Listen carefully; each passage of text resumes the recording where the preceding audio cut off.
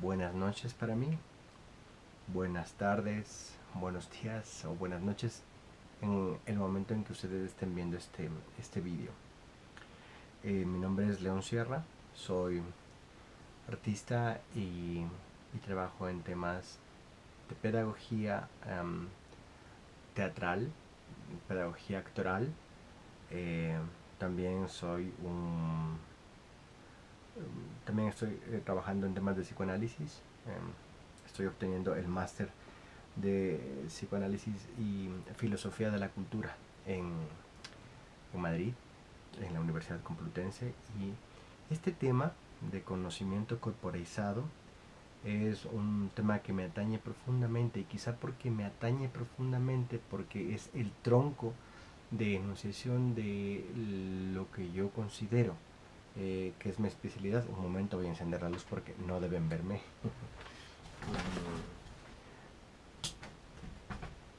Quizá porque esto es mi especialidad, me está costando un poco eh, intentar comprimir, acoplar un tema tan vasto para mí en un tiempo tan corto para ustedes. Estos 20 minutos que quiero hablarles del conocimiento corporizado. Tengo en mis manos un texto que no deben conseguir todavía aquí, pero búsquenlo. La astucia del cuerpo, de Jorge Eynes. Eh, básicamente, básicamente habla sobre lo que voy a hablar ahora, que tiene que ver con el lugar de enunciación que tiene el arte dramático, el arte del actor, en la construcción epistémica del discurso. Eh, para poder hablar de esto, la hipótesis es la episteme del artista, no solamente del artista escénico, sino la episteme del artista en general, es decir, la teoría del conocimiento, la forma de producción del conocimiento. Es una forma de producción con el cuerpo, desde el cuerpo. Es decir, mi maestro Jorge Eynes en Madrid decía una cosa recurrentemente en sus clases y también en sus libros. Tiene algunos libros, les recomiendo, les dejaré una bibliografía para que puedan, los que estén interesados en acceder a ella. Desde la dialéctica del trabajo creador hasta la astucia del cuerpo, hay todo un desarrollo filosófico, psicoanalítico sobre el cuerpo y sobre el trabajo del actor. Eh, dice Jorge Eynes todo el tiempo que el actor piensa con el cuerpo. Eh, para ello hay toda una sistematización de trabajo técnico actoral que tiene que ver con poner el cuerpo en movimiento, y luego de poner el cuerpo en movimiento, o se pone el cuerpo en movimiento para poner el cuerpo a favor de la escena, poner el cuerpo en juego. Eh, lo, lo lógico entonces es que para que ocurra aquello que es el teatro, y que no sea un fenómeno lingüístico, es decir, cuando el teatro es un fenómeno lingüístico apenas es un libro colocado en una estantería. Pero el teatro no es un fenómeno lingüístico, el teatro es precisamente un fenómeno que ocurre en un lugar determinado porque hay un actor que encarna un personaje y hay un espectador que asiste a esta representación. Para poder hablar de ello, me gustaría remitirme un poco antes a un proceso de desarrollo cognitivo que tiene que ver con el psicoanálisis. Lacan, posteriormente a Freud, y en en un ejercicio de retornar a Freud para poder entenderlo e ir más allá, escribió un texto que les voy a compartir también, que es El estadio del espejo.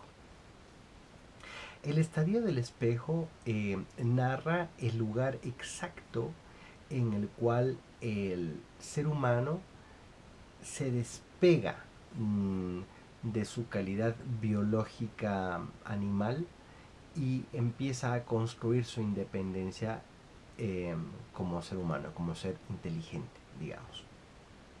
Esto ocurre en el estadio del espejo.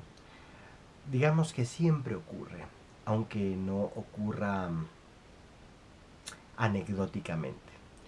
Pero convengamos que el estadio del espejo es el lugar exacto en el que el bebé, durante un tiempo determinado, que no podemos acotar porque todos los cuerpos y todas las experiencias son distintas, en un determinado momento se mira al espejo. Esta mirada hacia el espejo ocurre cuando todavía no tiene la capacidad de autonomía de movimiento.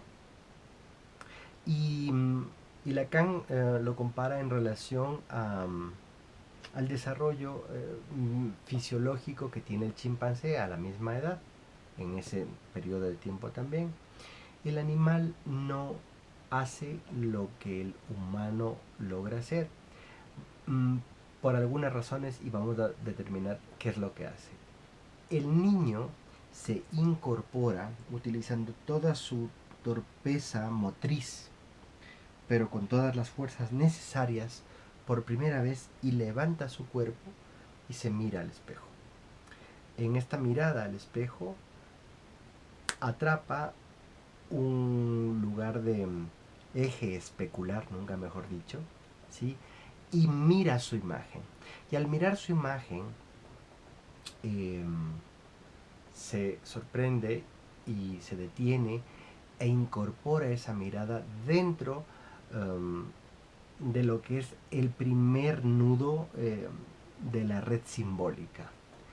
Porque aquel que está viendo es otro, pero es el mismo. Es decir, es otro, es clarísimamente otra persona, pero tiene que construir la posibilidad de reconocerse a sí mismo y de poner los primeros ladrillos en el edificio del yo.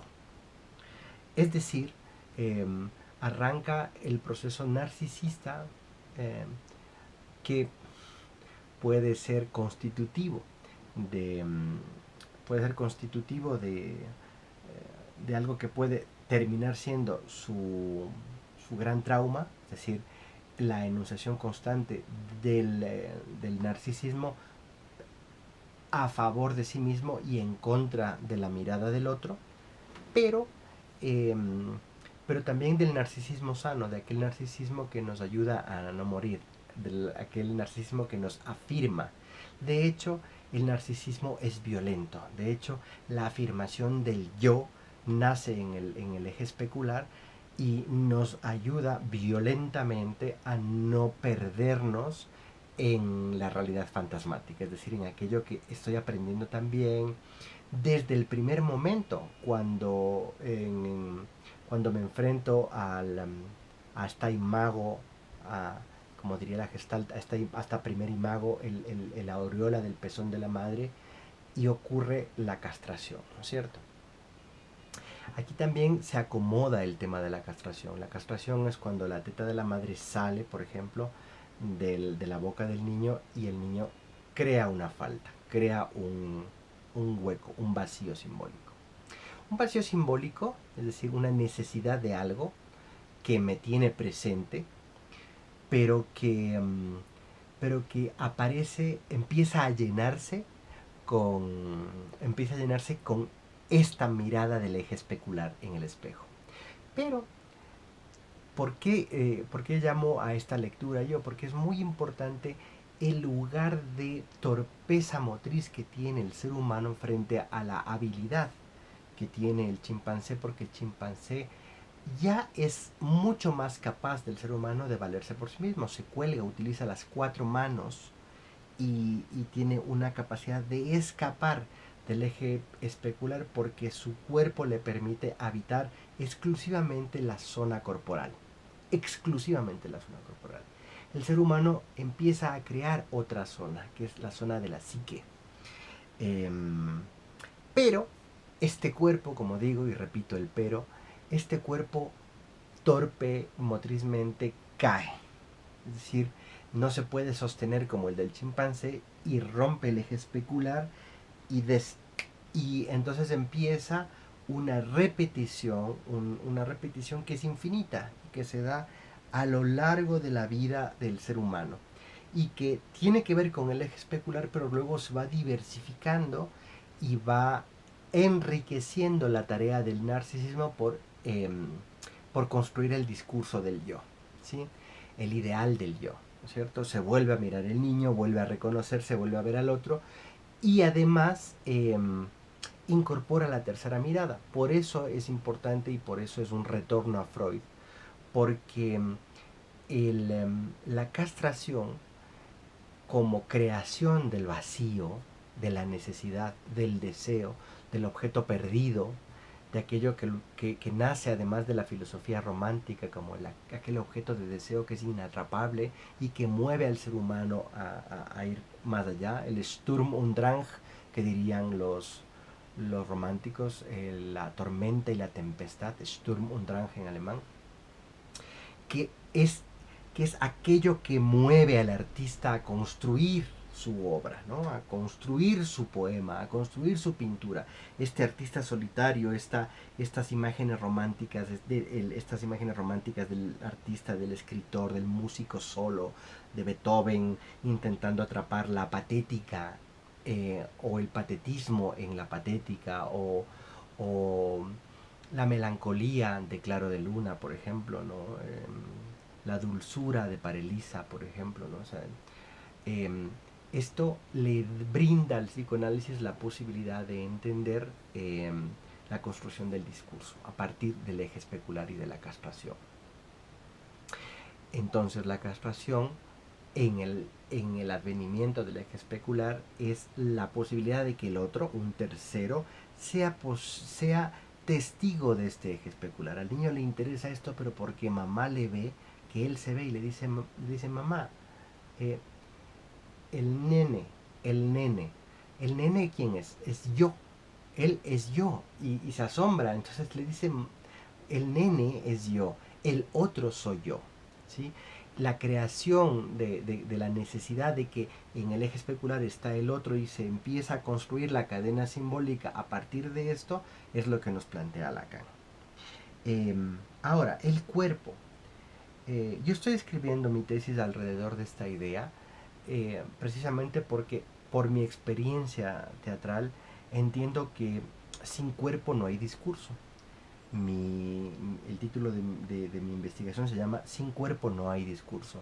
Y tiene que ver con el hecho de que después de todo el desarrollo filosófico de la otredad y del discurso, de la construcción del discurso, en donde interviene el psicoanálisis, pero no es lo único que existe, es decir, ya está Hegel antes, Kant, San Agustín, y ahora está la posmodernidad, imponiendo al discurso por delante del fenómeno, es decir, construyendo la fragilidad del sustento frente al diseño del discurso, como si el discurso estuviera antes que el fenómeno, antes que la materia, antes que el cuerpo. Por otro lado está la modernidad todavía pulsando. Es como decir, mi reflexión es, enterremos la, no enterremos la modernidad, no enterremos al cuerpo moderno detrás del discurso postmoderno, porque las prácticas corporales eh, dan cuenta de otra posibilidad del conocimiento, la posibilidad de que el cuerpo integre esta corporalidad. Si no queremos hablar del arte, porque nos parezca difícil atrapar esto, les invito a hablar del conocimiento mítico. Venimos y vivimos en una zona del planeta donde el conocimiento mítico todavía es parte de este constructo de pensamiento que dice Bolívar Echeverría, que es el etos barroco, ¿no? En este etos barroco cabe la posibilidad del sincretismo de las ideas ancestrales con las ideas europeas de la tardomodernidad europea,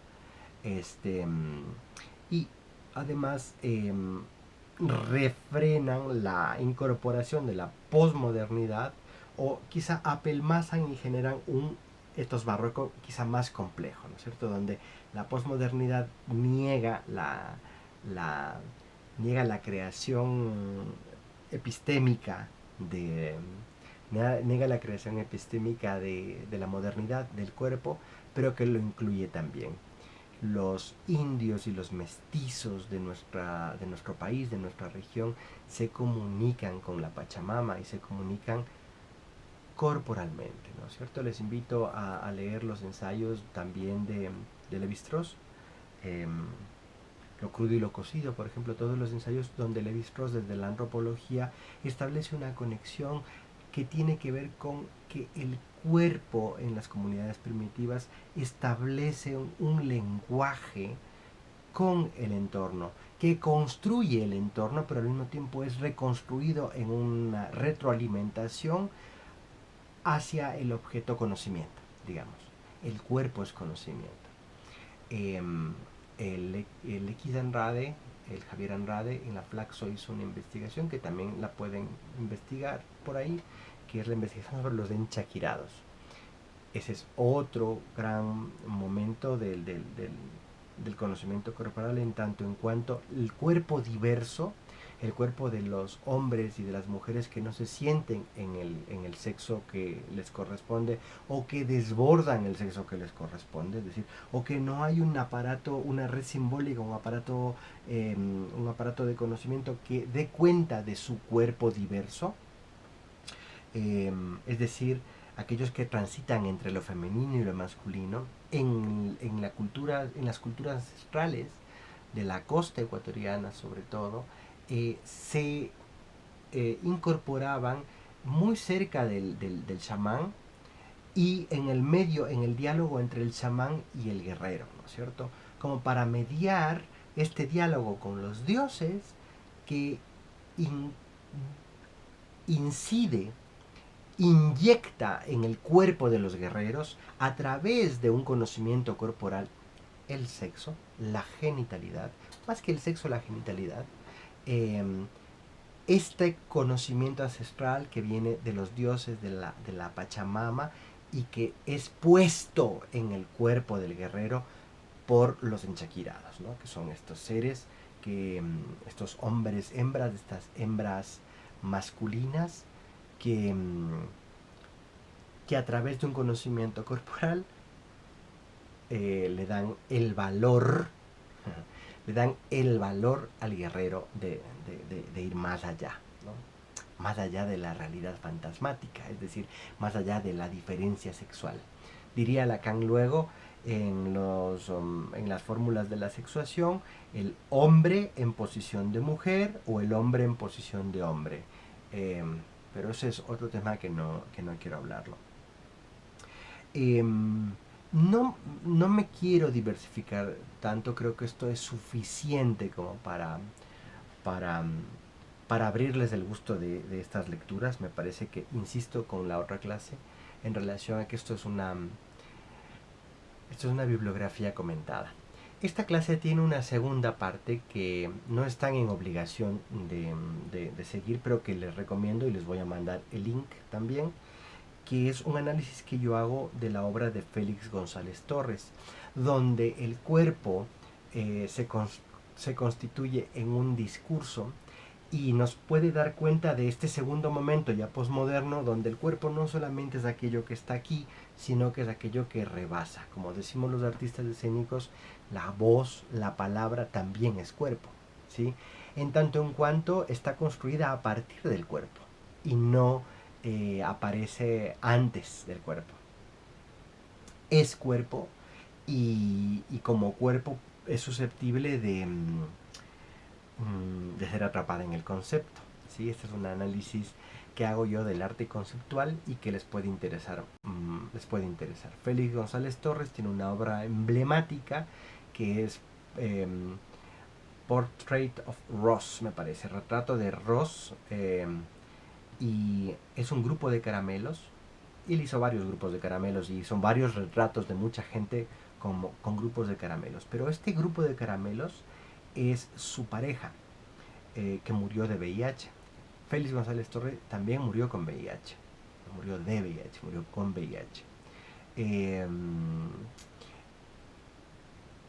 El marco conceptual es: voy a hacer un grupo de caramelos tirados en el suelo en un rincón del museo que tengan el peso de él, para simbolizar, invitando al público a que tome un caramelo y se lo lleve, o 2 o 10 caramelos y se lo lleve, para simbolizar el amor que tiene por su pareja, ¿no es cierto? Como decir, él es un montón de caramelos. Su peso simboliza un montón de caramelos, ¿no? El amor, la dulzura de su pareja, pero que algo extraño va quitando de él, va menguando, va mermando su peso. Claro, él dio la, él dio la instrucción al museo que compre su obra, que siempre el museo cada semana, me parece, o cada mes, tiene que restaurar el peso de su pareja en el grupo de caramelos. El peso de su pareja fue el peso cuando él devino positivo de VIH. Ustedes saben que cuando alguien deviene positivo de VIH, y en esa época, en los años 80, el VIH estaba muy cerca del SIDA, es decir, de la etapa terminal del VIH, de la enfermedad en sí mismo. El SIDA se come el cuerpo. Estoy hablando con significantes para que podamos jugar a esto, ¿no es cierto? Entonces, el SIDA se come el cuerpo igual que usted se come el caramelo, ¿sí? El SIDA se come al caramelo de mi pareja. Un poco esas idas y venidas que las pueden ustedes descubrir en el texto curatorial de la obra, y que son difíciles de ver si es que uno no ve el texto curatorial de la obra, porque para algo es un arte conceptual. Pero me interesa mucho el tema de la conceptualidad, porque es una conceptualidad que deviene del cuerpo. Hay un hecho fáctico que es el cuerpo como contenedor de conocimiento, como contenedor más allá del texto y del que viene el discurso, ¿no es cierto? En el caso de la posmodernidad, el discurso separado del cuerpo y habitando en soledad, pero en el caso de la modernidad, en el caso de la danza clásica, en el caso del teatro, de la performance, que ya es un desborde de las artes escénicas, el cuerpo como un lugar no solamente contenedor, es decir, no es una bolsa en el cual depositamos conocimiento, sino en sí mismo esta bolsa crea conocimiento, un conocimiento prácticamente inatrapable por el discurso, pero que en sí mismo es un discurso. Es una provocación lo que les estoy diciendo, obviamente, porque estamos en 2020 con todo el desarrollo del cogito cartesiano, es decir, cogito ergo sum, pienso, luego existo, en donde toda la articulación científica ha construido un discurso que pareciera que está separado del cuerpo y que se puede aislar y estudiar separado del cuerpo. Ustedes pueden leer todo lo que yo les voy a mandar, pero, pero les quiero provocar y quiero proponerles que lo miren como una posibilidad aislada al desarrollo del cogito cartesiano. Es decir, cuando ocurra algo en un escenario, por ejemplo, o en una obra, ¿qué son los cuadros de Guayasamín? Sino unos trazos que nos hacen vibrar, digamos. ¿Necesitamos de un texto curatorial para vibrar con los trazos de Guayasamín?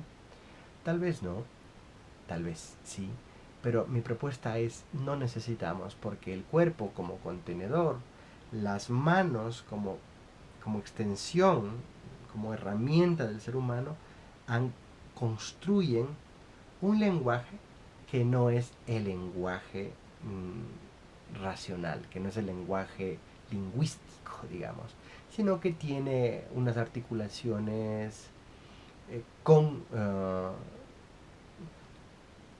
la sangre, con el cuerpo, que dan cuenta de otra cosa, ¿no? Que dan cuenta de este desborde del discurso que parte del cuerpo y termina en él. Esto es todo por ahora, y les deseo buen apetito con aquello que van a leer.